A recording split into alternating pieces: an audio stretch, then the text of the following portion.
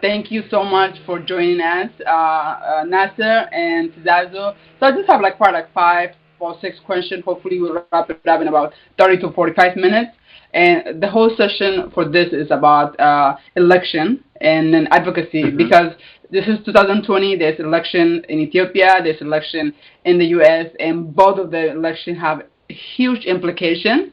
So I wanted to know, and I think a lot of our audience want to know what can they do, how can they get involved in it, and who should they should get involved in it, things like that. Maybe I'll ask the first question, Nasser, and then I'll go with Tizazu. And then first, but I'll just let you guys introduce yourself, please. Nasser, tell us about yourself and tell us what you do.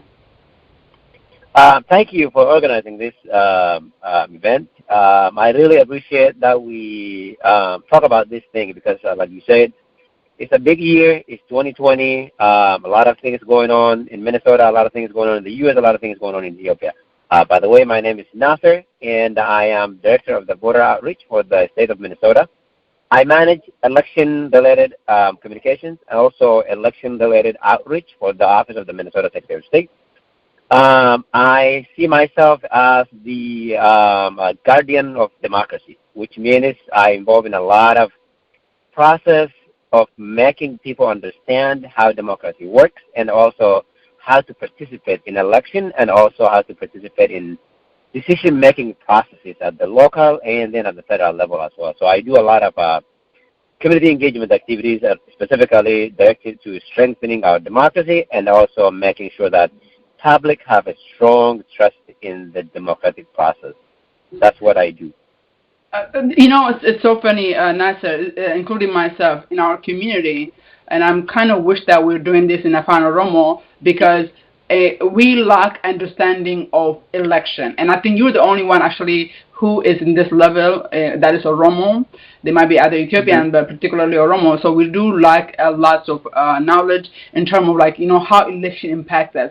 We hardly run for any office. You know what I'm saying? It's really not known, Mm-hmm. and even it's very interesting. I mean, how did you end up joining this kind of work? I have been in election for, I would say, like since 2018, no, not 2018, 2008, Barack Obama's election. That really pulled me into doing the work around community engagement, around electoral democracy, around organizing communities to involve in local election, involve in local decision making at the city council, at the state level.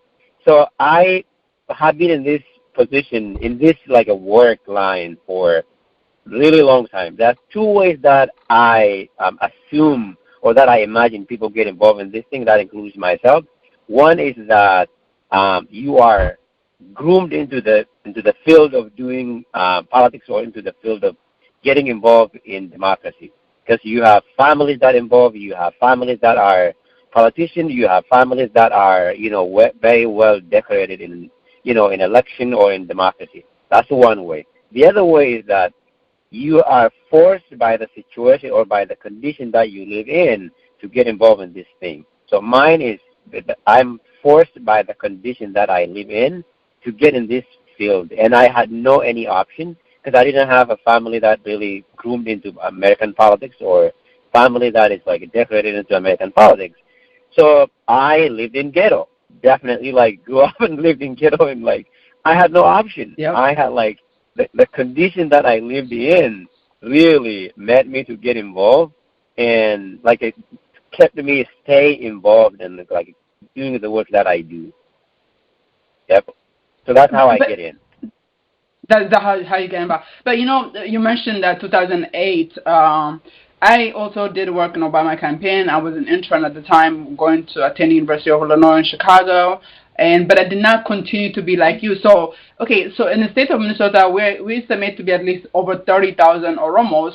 So what is the Mhm. number of Oromos like really actively doing?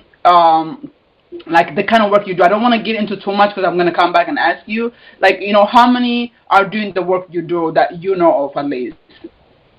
Well, I think that's really very, very good question. Our people do a lot of work in Minnesota with the focus on what is going on in back home. not with the focus what is going on in Minnesota at the local level, at the city council. You don't see a lot of Oromos advocating for, a better education, advocating for health care, advocating for, better housing, advocating for, better community services. We don't see that kind of work that's like happening at the local level among Oromo community. But there are some like a really very tiny few individuals who are kind of involved here. Maybe like during election, come work, do some election work, and then leave, and then maybe come back. But you don't see like a consistency around the advocacy to improve the community health, to improve education, to improve or participate in running for public office, or electing people who are aligned with your values. I don't see that happening a lot, but I hope we will get there. That's what I really hope for. But we're still long way. We got a long way to go in terms of like really involving in the U.S. politics. We are very active when it comes to involving in the politics of back home. With it, obviously we can do both. We can balance, like we can do the U.S. election. We can also do back home election as well, because we came from the place where the democracy is very deficit. We had a deficit of democracy, and then we live in a democracy where democracy is like alive and thrive. But we don't get involved in that. But because we kind of really backtracked about what is happening in back home, which is a good thing. It's okay, but we really need to get involved. Our people need to get involved and like learn how basic process works here, and then maybe like really there are some good things that we can take from here and help people in back home understanding what is like a real democracy looks like, what is how democracy works. Obviously, there is no one democracy that works for one place, in another place, but there are things that we can take from here and implement there as well. So we need more people to get involved in local politics here, run for public office, also, get involved in like decision-making process. There are so many ways that people can involve. That's amazing. Nat, I have so much question for you. You mentioned democracy deficit back home, and then right here where it's live democracy that we have, should and could take part in it, but yet we don't seem to. So I'll just put you for a moment. I can go on and talk to you about this, but I want to jump on to Tizazu. Tizazu, first I want you to introduce yourself, tell us about yourself, and but I'm an advocate myself, and advocacy is the area that a lot of my Oromo people know me about. And but I myself lack still a lot of knowledge in advocacy. Really, I mean, this work advocacy. Even Nasser, when we were talking about election, he mentioned about advocacy. We are mainly focused on advocating what's happening back home. But there's a lot of issues that here in America, kids are born here or grow up here, lack a lot of things that is advocacy. Tell us about yourself, please. And then, what is advocacy really? I mean, and then we'll go from there. All right. Thank you, Seenaa. Thank you, Ollaa. Thank you, everyone, for the opportunity. And my name is Tizazu. So I am basically an environmental economist by profession. But I have worked in different areas of development, and of course I am a proud Oromo. I don't have to forget that. So I have worked in different areas, of which advocacy, accountability, rights-based approach in Ethiopia. So I will basically be speaking on Ethiopian experience, what challenges we had in the past elections, how advocacy worked, how did we benefited from the previous advocacy works. Seenaa, are you there? Yeah, I'm still there. I can hear you. Go ahead, please.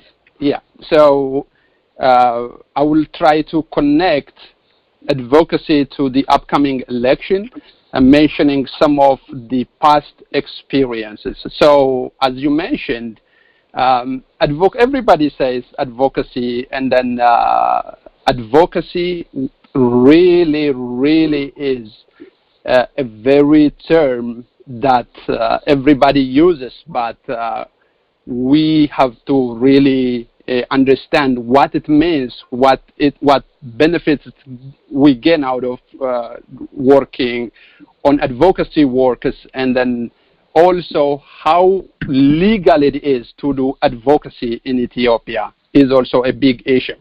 So starting from the very definition, I like basically the legal definition of advocacy, which in fact means the act of pleading, or it is arguing in favor of something. So for a good cause, an idea, or a policy. So it is really pleading or arguing. So like if we let me add something for you there, Tizazu. Please, okay? yeah. Just for the record, Okay. you have a name like Tizazu and you want to claim that you're Oromo. I'm just kidding. I wouldn't tell nobody. Yes. But you did promise that you are Oromo, so I'm taking that as a Take it. You have to take it. I'm just kidding, but that's pretty smart on that. So the thing is, Right. I want you to touch base. Like, here's the thing, Tizazu.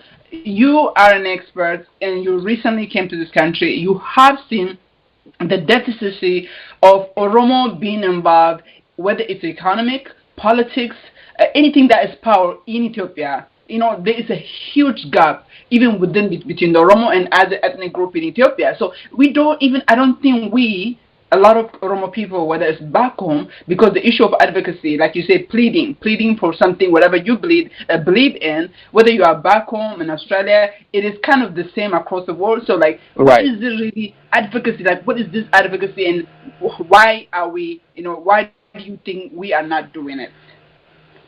Yes. There are two things on this. On the first place, as Nasser also mentioned, we are deficient of democracy back in Ethiopia. And the work of advocacy is at its very infant stage, so to say. Particularly when we come to politics, democracy, human rights, like elections, whatever, these are like jobs that were like has been repressed by the government on purpose. Like, for instance, advocacy was illegal in Ethiopia starting the 2005 election. So the government was banning all civil society organizations who do rights-based approach.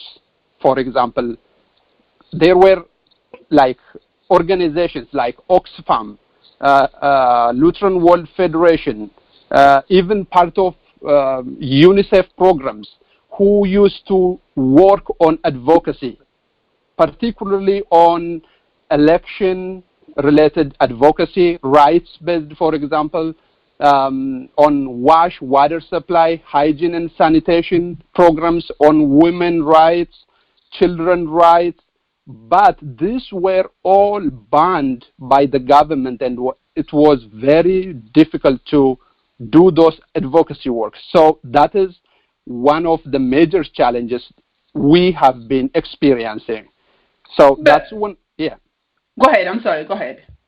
Yeah, so these were one of the bottlenecks that Ethiopian people, particularly the Oromos, were experiencing. So it is, and people or organizations who actually work on advocacy work get incarcerated. They are either in exile, or most of them were in detention because of the legislations there. So doing advocacy, leave alone on politics-related democracy, human rights, even advocacy on developmental programs used to be banned in Ethiopia until last year, 2018, when the CSO, Charities and Societies legislation was amended by Prime Minister Abiy Ahmed. So there was no single room. I mean, you can compare like elections that were conducted in 2005 and in 2010. What happened in 2005 was basically candidates has got the chance to go to the people, the voters, and also promote their policies, discuss with their voters, and whatever. And then what happened was the election were won by the opposition parties. And then what happened after that? We all know. And if you come to 2010, the government has this proclamation in place, and people were not voting at all. Then the parliament was controlled by the government, 100%. What does this indicate? Then this is the simple scenario that I'm just trying to put here in comparison. So if we really work on advocacy, if we really reach out to the voters and then introduce the candidates, what policies they have, who are the candidates, and then this kind of things, then 2020 election might show us or might bring some hopes to the people. Otherwise, all the experiences we have, the legislations, the awareness, and these were, I mean, in really problematic situation in the past. Back to you, Seenaa. Yeah. So, okay, thank you. But I just want to touch base with you. You touched a lot of interesting things. So, like, so you are hopeful for 2020 election, given the proclamation that the new prime minister kind of reverse or modify.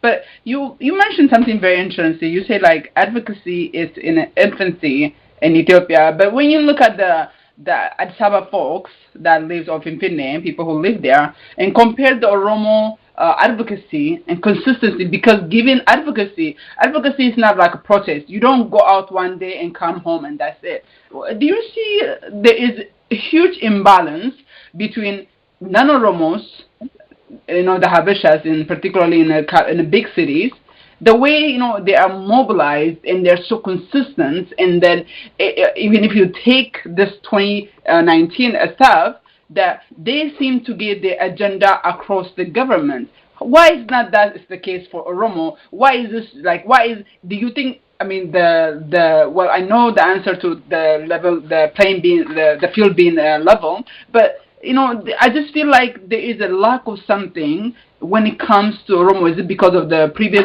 politics, the system the government put in place that hindered Oromos, or is it because you have Oromo resident in places like Adama and big city, but you still like the persistency, organization, Oromo lacks a lot. Why do you think is that? Even though there's infancy, and as you say, there's advocacy is very at infancy stage in Ethiopia because of democracy. Why is such a discrepancy between Habeshas and the Oromos? Yeah, thank you, Seenaa. Thank you for bringing this. You also said, and we all agree, that advocacy is at its infant stage in Ethiopia, but the fact that the Oromos are not advocating enough for the people, for the causes of Oromo, for really inherent problems in our communities, is, I would say, it is a lack of a strategy, coordination, coming together, designing a plan on advocacy. Now, look, now the political space is open. Everyone is okay to do advocacy work at this time. At least the proclamation allows us. So, compared to the past 25, 26 years. So how are our people organizing themselves? Are they doing enough? Are they really coming together? As you also mentioned, Seenaa, campaigns are not enough. Campaigns will only give you short-term results. If they are not complemented by strategy, long-term plans with an achievable target, then it's not going to work. So what Oromo lacks is not a resource. What Oromo lacks is coming together, bringing the determination, bringing the heads, the brilliant heads, the scholars together, and work on the matter. It's like we said, advocacy, it just needs, once you have the plan, once you have the strategy. For instance, how many of our Oromo politicians are reaching out the voters at the grassroots now? They only go there, campaign, and they are now sure, okay, they will vote for us. And the prime minister goes after. And then the people are getting confused. So this is the result of miscoordination and also lack of strategy. And when we compare it with the other groups, they have institutions, of course. They have had the resources, the elites, and they also know that they have benefited from the advocacy workers in the past because they had the government, they have the weapons, they had also the strategy, they had the resources as well. So they are more institution-wise. They are very strong institution-wise. So we have to build that institution and then go from there. That's what I can say, Seenaa. Back to you.